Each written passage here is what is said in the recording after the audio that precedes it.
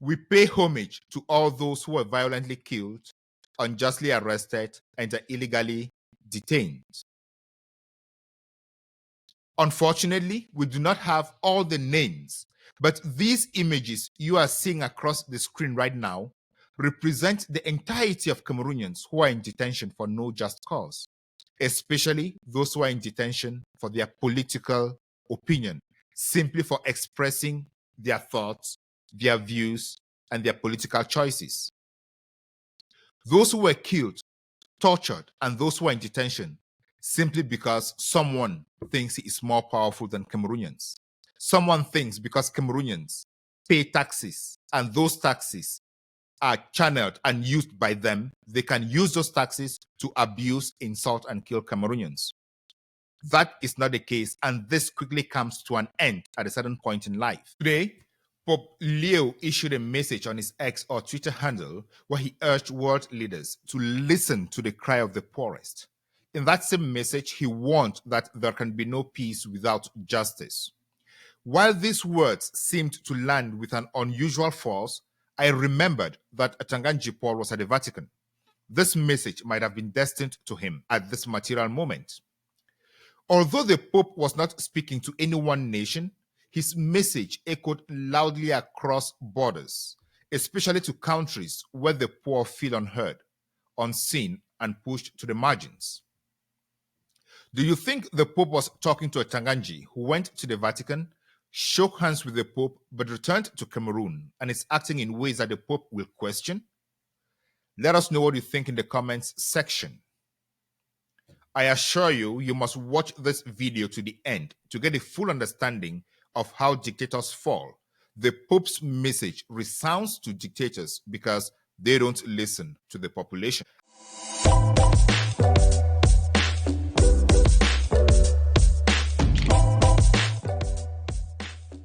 You are welcome to the Beyond Africa podcast with me, your host, Ngalim Bernard, where we share African stories that change lives. As usual, thank you for subscribing, liking, sharing, and commenting. That is the best way you give us the impetus, the energy, the zeal, and the power to continue bringing to you all these valuable information. In Africa today, few countries reflect the reality in the Pope's message, but more urgently, Cameroon, where contested elections have ignited some of the most significant public demonstrations the nation has seen in years, is at the center of the Pope's message, even though the Pope does not mention Cameroon. Today on the Beyond Africa podcast, we explore how the Pope's message intersects with what is unfolding on the ground and why the voices coming from Cameroon's streets deserve more than dismissal. They need attention more than a wave of the hand. There can be no peace without justice. Let us be clear about this. At the heart of the Pope's message is a simple truth. Peace without justice is an illusion. That means justice must come before peace. Justice must come before peace because peace built on injustice cannot last. And justice must be seen to be done because people only trust and accept peace when they recognize fairness in the process that was at work. In situations like Cameroon's post-election tensions, the government claims the election was fair, meaning justice was done. But many citizens do not believe the process was transparent. Citizens are asking that justice should be done because justice is not seen to be done. Without resolving those doubts around the elections, but calling for peace feels like asking people to ignore the pain they are feeling, creating peace without justice, or even telling Cameroonians not to believe their eyes. They saw how the results were counted. They saw Issa Chiruma Bakari leading, but the Constitutional Council said Chiruma lost. Cameroonians saw. Should Cameroonians believe their eyes? That is how justice is. Justice must be seen to be done. As a result of the electoral process, protests have emerged, not because people hate peace, but because people demand just, visible, and credible justice first. If you doubt me, Watch the reaction of the population in Bamenda that the Constitutional Council declared 80% in support of Paul His Biya. Excellency You judge for Mr. yourself. Francis Faye Yongo, National Coordinator of the CNDDR, representative of the President of the Republic of Cameroon, His Excellency Paul Biya.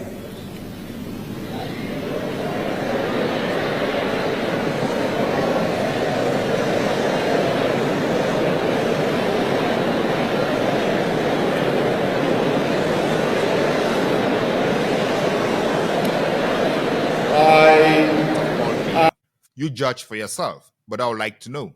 Go again to the comments section and tell me what you think. Talking about peace, a nation may appear calm. People may seem quiet.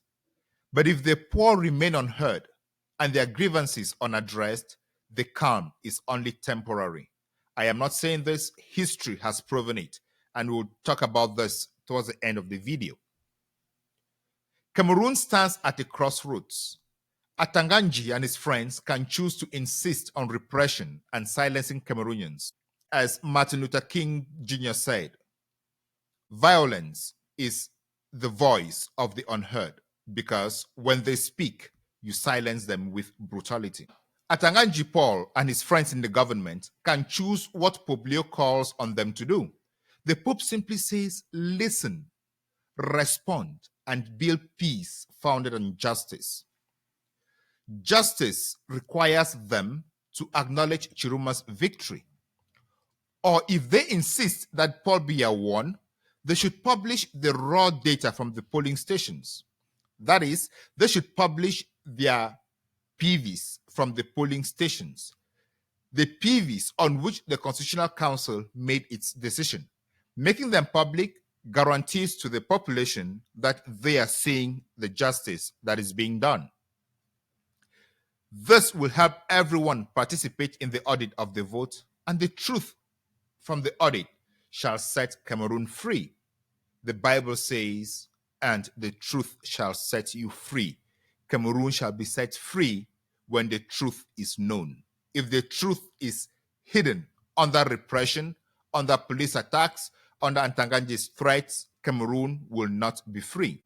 As everyone knows, Cameroon is on the edge of further implosion. Rather than proceed to publish their results and audit the votes, Atangangi has chosen the path of denigrating Issa Chiruma as a sponsor of drug addicts and causing chaos in the country. For one thing, Issa Chiruma has convinced Cameroonians that he won the elections by publishing his paves. If Atangangi calls the paves Issa Chiruma Bakari published as manipulation and drugging the youth, Atangangi should know that Issa Chiruma Bakari is transparent and he's on the right side of history. And if Atangangi wants Cameroonians to believe the Constitutional Council, it is simple. Give your own drug to Cameroonians, manipulate Cameroonians by publishing the PVs you got from the polling stations. Let Cameroonians see them. Let us be clear on one thing. While state institutions are empowered to make declarations, those declarations must be founded in justice. Did you ever hear of justice must not only be done, but it must be seen to be done? The Constitutional Council's justice was not seen to be done. That is the reason Cameroonians are on the streets demonstrating. Unfortunately, mass arrests, torture, killings, and disappearing human beings will not resolve the problem. They do not demonstrate that justice was done or is being done. They simply reinforce the idea that elections were stolen and Cameroonians are being forced into silence. But because for many Cameroonians, this was not just about an election, it was about decades of frustration boiling over, Cameroonians are not letting go. They are insisting that they need to see justice around the elections being done. And that is the center of the Pope's message. But who are these protesters? Here is why Pope Leo's message comes sharply into focus in the Cameroonian situation. The people marching in the streets of Cameroon are not political elites. They are not wealthy donors.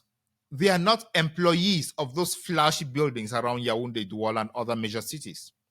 They are overwhelmingly ordinary citizens, many of whom are young, unemployed, struggling, or living in regions long neglected by the central government.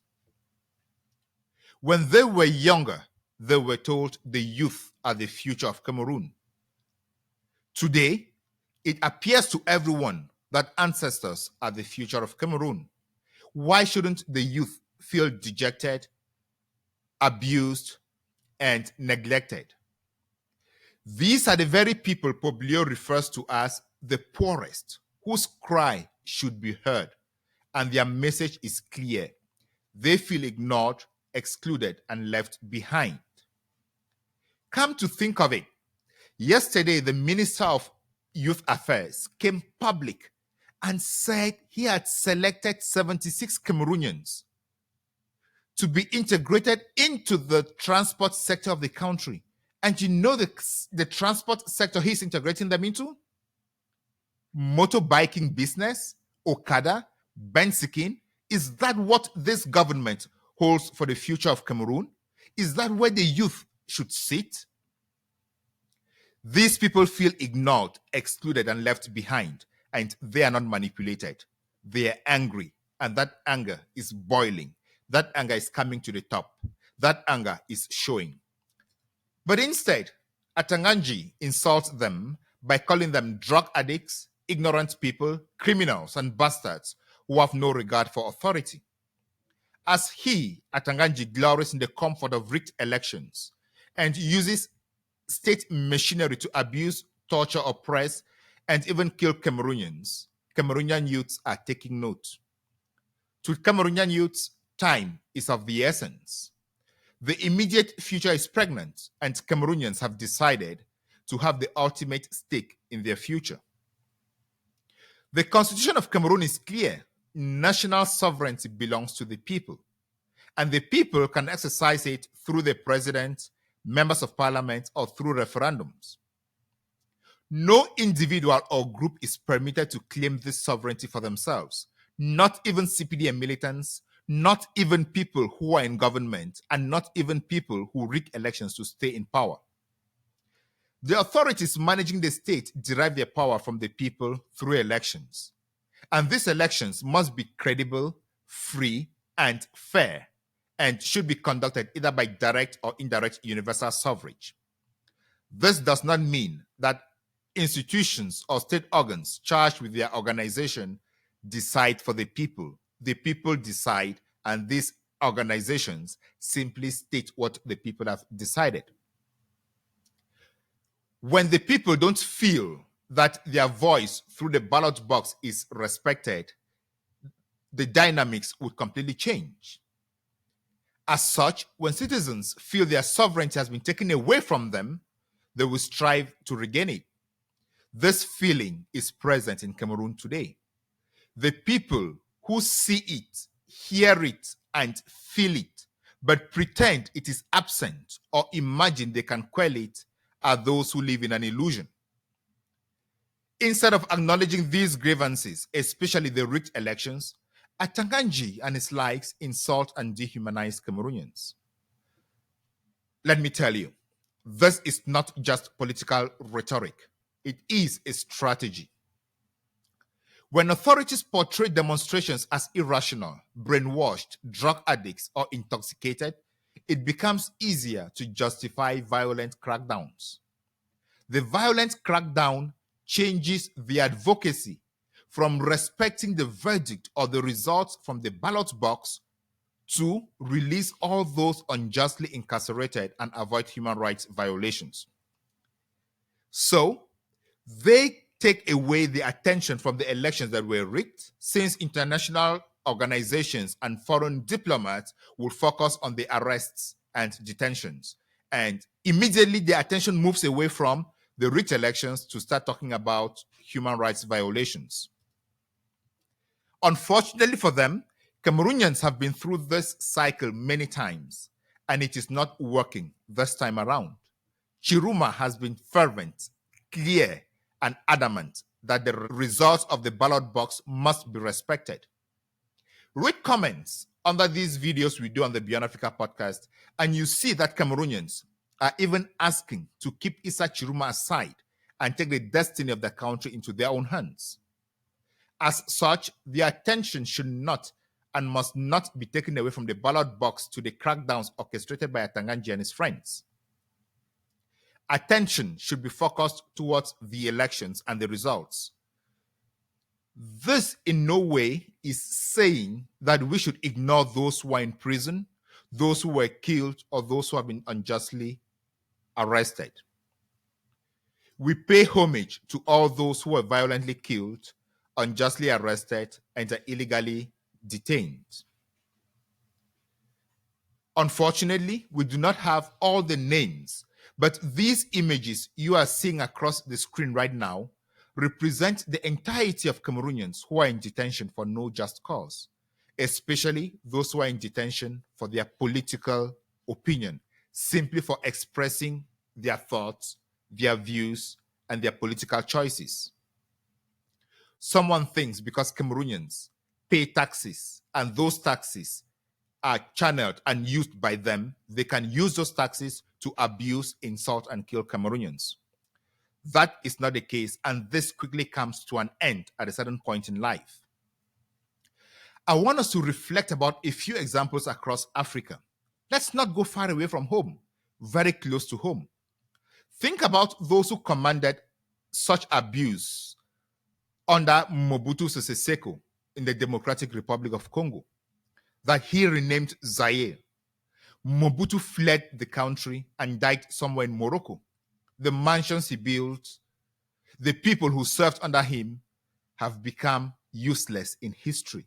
They have no place in history. Nobody thinks about them positively. What about Blaise Compaoré of the Burkina Faso? This guy declared a state of emergency on October 30, 2014. But the next day, October 31, 2014, he resigned from the presidency, disguised himself, and fled the country. He has never returned to that country.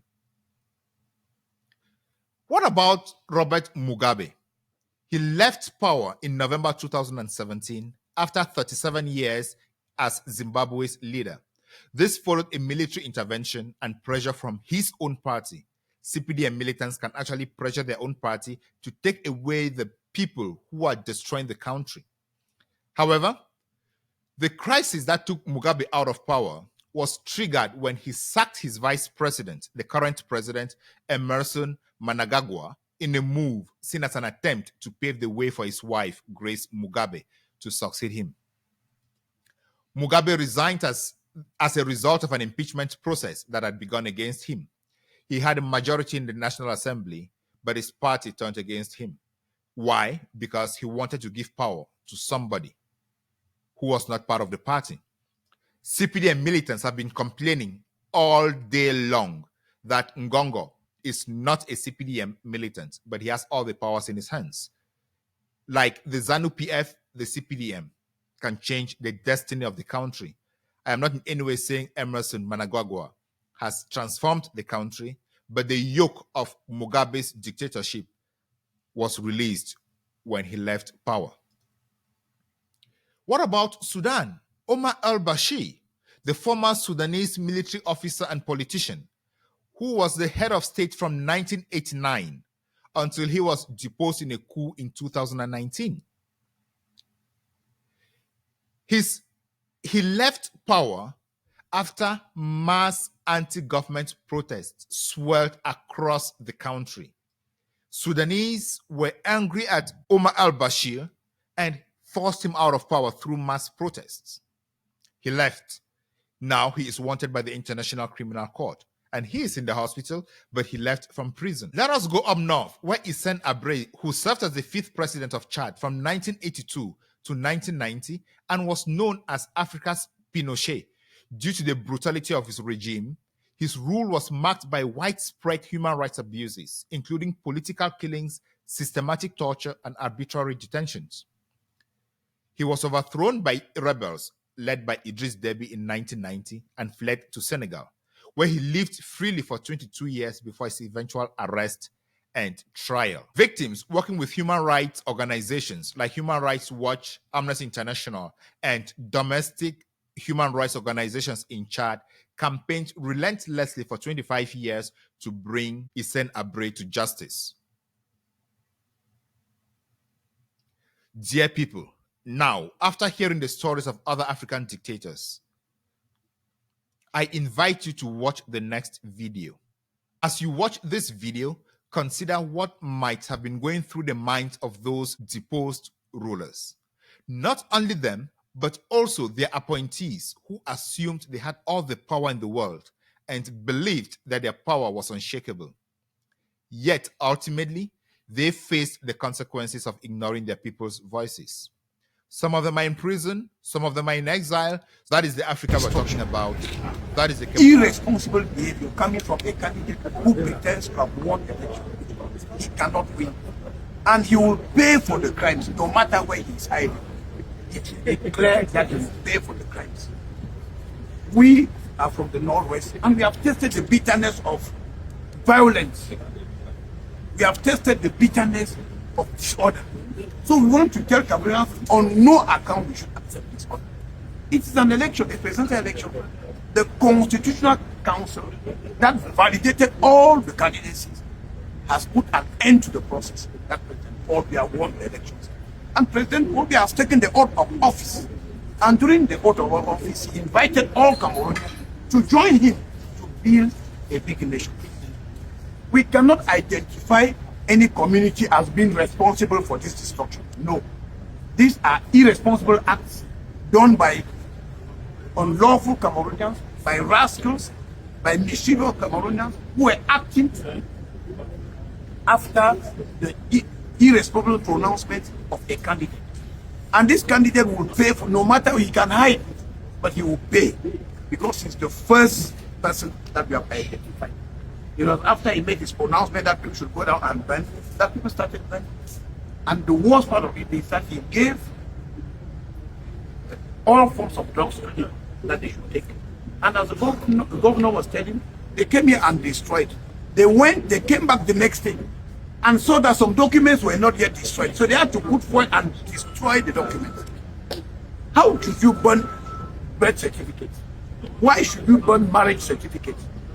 Why should you burn legal documents? And you know, people will always need those documents to do this or that. So I think that it's important for us to sensitize all the communities. As I said, we cannot identify any community as being responsible for this irresponsible act.